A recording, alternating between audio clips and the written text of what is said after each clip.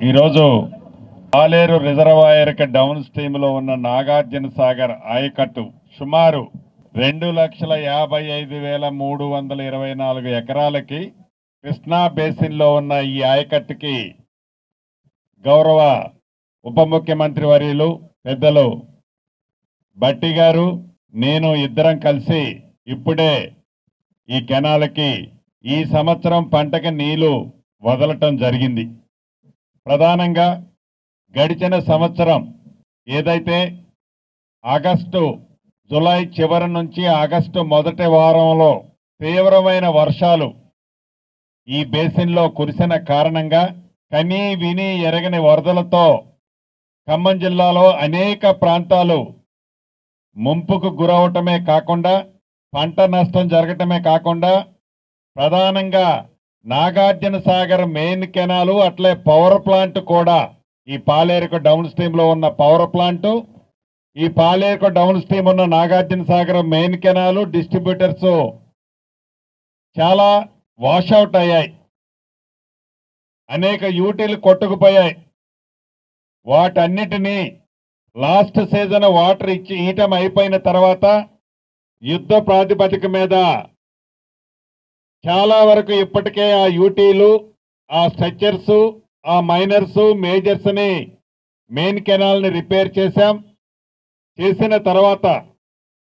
గౌరవ ఉప ముఖ్యమంత్రి గారు బట్టి విక్రమార్క గారు, నేను, గౌరవ జిల్లా కలెక్టర్ గారు, సిపి గారు, చైర్మన్ రాయల్ నాగేశ్వరరావు గారు, బాలసాని గారు, రాజా గారు, ఇంకా చాలా మంది మిత్రులు అందరం సమక్షంలో గౌరవ బట్టి గారు ఇప్పుడే గేట్లు ఓపెన్ చేయటం జరిగింది. ఇది క్రమేపీ ఇప్పుడు 400 క్యూసెక్లు రిలీజ్ చేశాం. ఇది క్రమేపీ పెంచుతూ ఈ రాబోయే 3-4 డేస్లో ఏదైతే ఫుల్ డిశ్చార్జ్ నాగార్జున సాగర్ పాలేరుకు డౌన్ స్ట్రీమ్ ఉన్న ఆయకట్టు కోసం తెలంగాణ రాష్ట్రంలోని ఆయకట్టు కోసం ఫుల్ డిశ్చార్జ్ రాబోయే ఈ 4-5 డేస్లో ఫుల్ డిశ్చార్జ్ రిలీజ్ చేయటం జరుగుద్ది. ప్రధానంగా గౌరవ ముఖ్యమంత్రి గారు కూడా రాత్రి ఉప ముఖ్యమంత్రి గారు నాతో మాట్లాడటం జరిగింది. నీటిపారుదల శాఖ మంత్రి గారు కూడా మాట్లాడటం జరిగింది. భగవంతుడు దీవెనలతో ఈనాడు తెలంగాణ రాష్ట్రంలో కృష్ణా బేసిన్కి కూడా ఎప్పుడూ లేని విధంగా ఒక 15 రోజుల ముందే ఇన్ఫ్లోస్ సైజబుల్ గా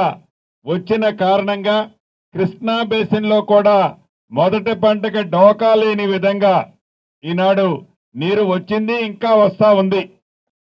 చాలా శుభసూచకం. కాంగ్రెస్ ప్రభుత్వం అంటేనే రైతుల పక్షపాతి ప్రభుత్వం ఎలా అని చెబుతూ వస్తామో ఆ వానదేవుడు కూడా ఈ సంవత్సరం అడ్వాన్స్ గా ఒక 10-15 రోజు వర్షాలు ముందు రావటమే కాకుండా ఈ బేసిన్లో పైన కృష్ణా బేసిన్లో కానీ అటు గోదావరి బేసిన్లో కానీ పైన వర్షాలు పడ్డ కారణంగా రిజర్వాయర్లో కూడా సమృద్ధిగా వాటర్ వచ్చింది, ఇంకా వస్తుంది. ఇది శుభసూచకం మా రైతన్నలందరికీ రాష్ట్ర వ్యాప్తంగా. మీకు తెలియంది కాదు, రైతులు రాజు చేసే దాంట్లో రైతులు పక్షపాత ప్రభుత్వంగా గౌరవ ముఖ్యమంత్రి గారు కానీ ఉప ముఖ్యమంత్రి గారు కానీ కేబినెట్ మంత్రులం అందరం రైతులకు ఇచ్చిన వాగ్దానాలన్నిటినీ రాష్ట్ర ఆర్థిక పరిస్థితి సహకరించకపోయినా రైతును రాజు చేసే దాంట్లో ఈ ఇందిరమ్మ ప్రభుత్వంలో ఏవైతే ఇందిరమ్మ ప్రభుత్వం వస్తే మాకు మంచి జరుగుతుంది అనుకున్న అన్ని వర్గాలకి, అందుట్లో ప్రధానంగా రైతన్నలకి రైతు రుణమాఫీ కానీ,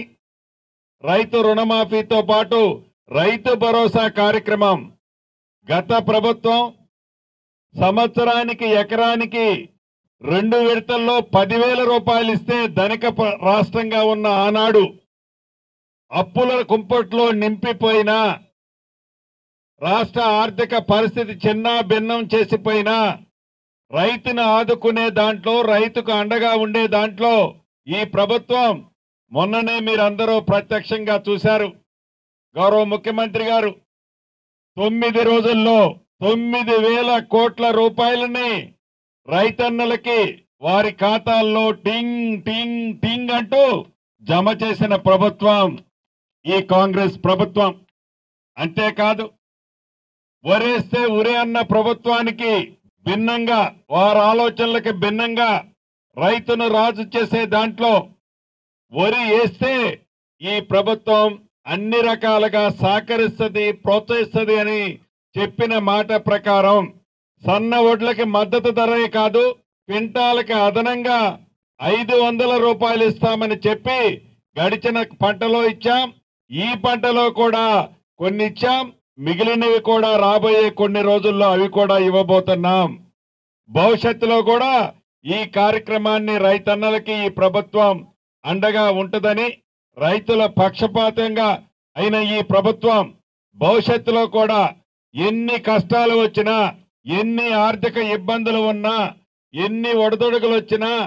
ఎన్ని కుయుక్తులు ఎవరు పన్నినా రైతును రాజు చేసే దాంట్లో